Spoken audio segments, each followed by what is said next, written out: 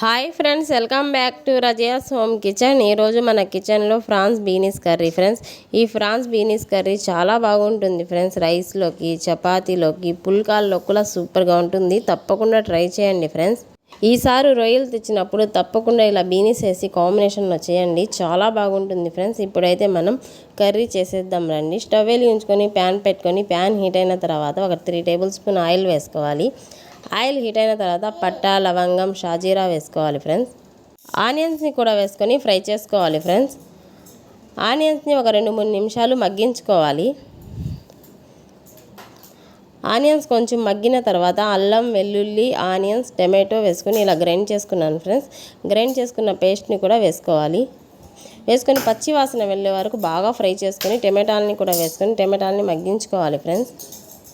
మనం వాష్ చేసి పెట్టుకున్నటువంటి రొయ్యల్ని వేసుకోవాలి ఫ్రెండ్స్. వేసుకొని ఒక 5 నిమిషాలు ఫ్రై చేసుకోవాలి ఫ్రెండ్స్. ఈ కర్రీ అయితే అసలు చాలా బాగుంటుంది. తప్పకుండా ట్రై చేయండి. మీరు ఈసారి రొయ్యలు తెచ్చినప్పుడు బీనీస్ అయితే ట్రై చేయండి. టేస్ట్ అయితే అసలు సూపర్గా ఉండింది ఫ్రెండ్స్. తప్పకుండా ట్రై చేసి ఎలా ఉంది నాకు కామెంట్ కూడా చేయండి.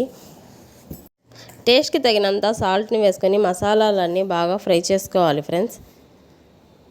ఇలా ఫ్రై అయిన తర్వాత మనం కట్ చేసి వాష్ చేసుకున్నటువంటి బీనీస్ని వేసుకోవాలి. వేసుకొని బాగా కలుపుకోవాలి ఫ్రెండ్స్.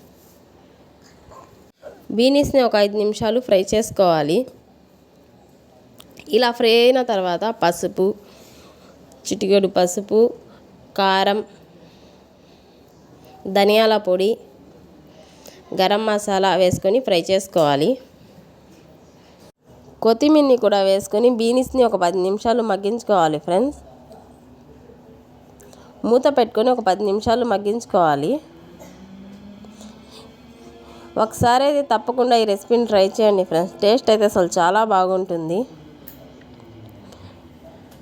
ఇలా ఒక 5 నిమిషాలు మగ్గిన తర్వాత మన కర్రీకి సరిపడినంత వాటర్ని వేసుకోవాలి. కర్రీని మూత పెట్టుకొని బీనీస్ ఉడికే వరకు ఉడికించుకోవాలి ఫ్రెండ్స్.